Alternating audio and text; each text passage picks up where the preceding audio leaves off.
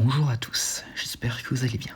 La deuxième bande-annonce de Monarch Legacy of Monsters saison 2 est tombée la semaine dernière et je vous propose aujourd'hui une analyse de cette bande-annonce aujourd'hui. Et donc, commençons. Donc, la bande-annonce commence avec Lee Shaw, incarné par Kurt Russell, dans Axis Mundi. Il semblerait ici que cela prenne place juste après l'affrontement entre Godzilla et le Dragon Lion, et donc du coup, avec Lee Shaw de retour dans Axis Mundi. Et nous pouvons voir voler autour de lui les fameux insectes qu'on avait vus dans la première saison. Et on entend en arrière-plan sa voix disant que le monde a changé. Et donc ensuite nous apercevons un bateau avec 2 personnes à son bord se dirigeant vers Skull Island. Et en arrière-plan on entend la voix de Kate disant que quelque chose se prépare. Et donc ensuite nous avons la fameuse rafale de vent qu'on avait vue dans le premier trailer sur Skull Island et Kong sortir des arbres. Il semblerait donc que cette rafale de vent les réveillait. Et en arrière-plan on entend Shaw dire que ce qui se passe n'a rien à voir avec Kong. Et donc ensuite nous avons droit à un aperçu de Bill Randa jeune, avec en arrière-plan Keiko, Lee jeune, et un autre personnage dont on ne voit que l'épaule.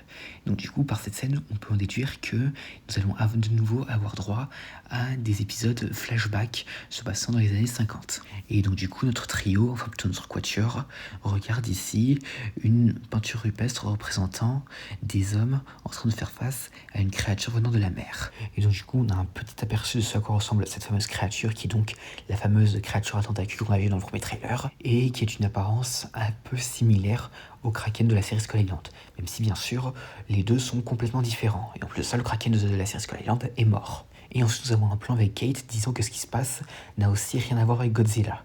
Et juste après nous voyons justement Godzilla dans une ville. Et donc du coup il semblerait qu'il s'agisse ici de la fameuse scène qu'on a vue dans le premier trailer avec Tokyo qui semble être en train d'être détruite. En revanche, ce qu'on peut se demander, c'est pourquoi Godzilla est ici. Parce que au début de Godzilla 2, on dit que Godzilla n'avait pas été réaperçu depuis 2014. Mais en revanche, là, ça cause un peu une incohérence de nous montrer entre Godzilla en train de faire surface au Japon.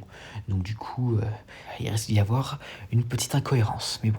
Mais en tout cas, il est très probable que Godzilla soit ici pour affronter le fameux Titan qui sera l'antagoniste de cette saison, mais dont on va parler après quand on le verra entièrement. Et donc ensuite nous avons un court aperçu de Keiko et Lee Shaw qui mentionne que cette nouvelle menace, c'est quelque chose de plus gros. Et juste après nous voyons la fameuse créature, qui on peut le voir ici a 2 pupilles et des cornes sur le museau. Et à l'heure actuelle, cette créature a un nom provisoire, le Titan X, donc possiblement un clin d'œil à Monster X, même si les deux sont complètement différents. Donc ensuite nous voyons une femme, peut-être Kate ou Keiko, en train de monter les escaliers jusqu'à un pavillon. Et en arrière-plan on entend Keiko qui dit que quelqu'un a ouvert la faille d'Axis Mundi. Et donc ensuite on peut voir ce qu'on venait de voir dans le dernier trailer avec l'équipe d'Apex qui semble être en train de créer un nouveau portail pour Axis Mundi. Et on entend ensuite Hiroshi dire qu'ils ont commis une erreur. Et juste après, on voit Lee Shaw qui semble être sur le point d'entrer dans une capsule, en train d'observer une montagne en train d'exploser dans Axis Mundi.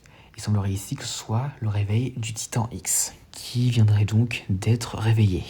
Donc ensuite, nous avons 2 hélicoptères allant vers Skull Island, et on a l'occasion de revoir la fameuse tempête qu'il y avait autour de l'île.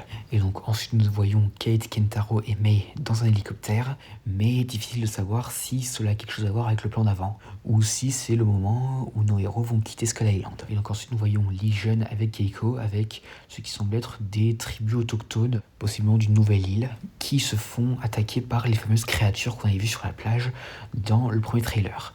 Il semblerait ici que ces petites créatures soient la progéniture du Titan X. Et justement, pendant le Titan X, nous le voyons poursuivre Lee Shaw vieux sur un bateau.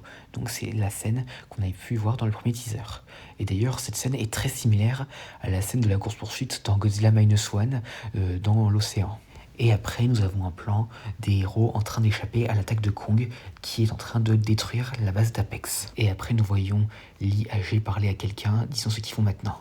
Donc après, nous avons un court aperçu de lui jeune dans Axis Mundi. Et la bande-annonce se termine avec le Titan X en train de nager et passer au-dessus d'une baleine bleue, dans un plan passage magnifique.